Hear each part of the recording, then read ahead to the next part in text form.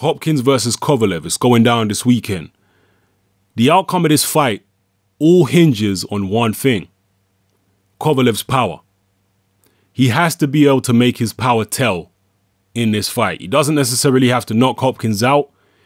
He doesn't necessarily have to knock Hopkins down.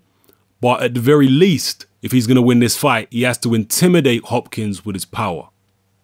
At the very least, intimidate him, make him afraid to commit, and control him with his power.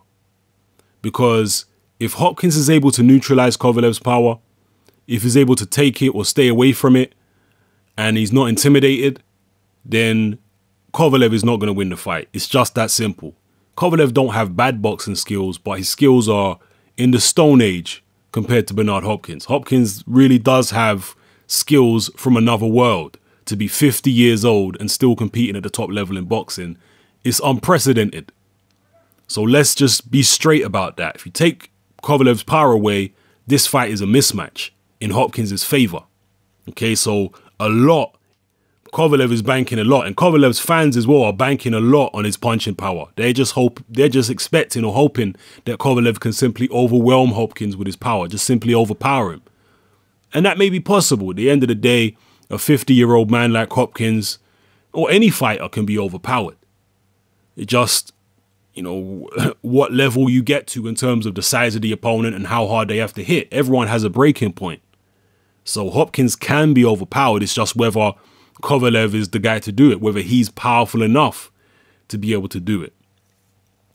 And, has Hopkins met anyone like Kovalev in his career? Has he been in there with a puncher who's even in the same ballpark as Kovalev? Has he sparred with guys? Because obviously Hopkins has been sparring in the gyms in Philly and all over America for years.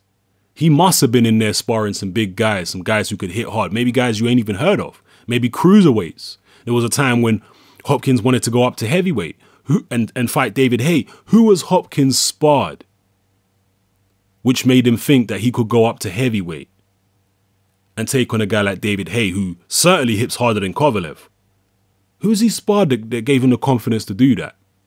That's what you have to wonder. I know it's in sparring with 18 or 16-ounce gloves on and headgear, but still, if David Haye hits you with 16-ounce gloves, it's probably still harder than Kovalev hitting you with 10-ounce gloves on. So it's an interesting match. And one thing I've learned over the years is whenever I bet against Bernard Hopkins, whenever I pick against him, he always proves me wrong. It's getting to the point where Hopkins' success is just becoming ridiculous now. It's becoming absurd. Like, how long can this guy really go on for? 50 years old. When is Father Time going to actually catch up with this guy? Is this the time? And that's why I really can't pick in this fight. Kovalev is supposed to win. Lord knows, there's no way that a 50-year-old man should be able to beat him. There's no way that a 50-year-old man should be able to still compete at the highest level in boxing. That is absurd. But it's happening. As absurd as it is. I want to pick Kovalev. It seems logical to pick Kovalev, but nothing about Bernard Hopkins' career has been logical up to this point. It's completely illogical, and he keeps defying logic and defying time. So I'm going to sit on the fence. I really can't pick because I've been burned by Hopkins too many times in the past where I thought, you know what? Father Time's going to catch up with him this time. It's time for the old man to go. And he just comes out and produces another performance, and I'm left scratching my head. So I'll leave it for you guys to make your picks. Most people are actually picking Kovalev, certainly in my Facebook boxing group. And just the people I'm seeing generally online, most people are picking Kovalev. But man, I just can't pick again. I'm afraid to pick against Hopkins again, man, because he's proved me wrong too many times. But logic says Kovalev should win it. You know, that he should have the power to be able to overwhelm this old man. But like I say, you take that power away, and it's actually an easy fight for Hopkins. Imagine if Kovalev could only punch as hard as, say, Nathan Cleverly, you know, or even a Tavoris Cloud or Fonfara, guys who have decent power but nothing exceptional. Imagine if Kovalev could only hit as hard as those guys. Imagine what Hopkins would do to Kovalev. He'd take him to pieces. And one thing about Kovalev as well, he's been running through people and destroying people. But with a lot of these seek and destroy fighters, you don't get to find out about their chin and their heart until much later on in their careers.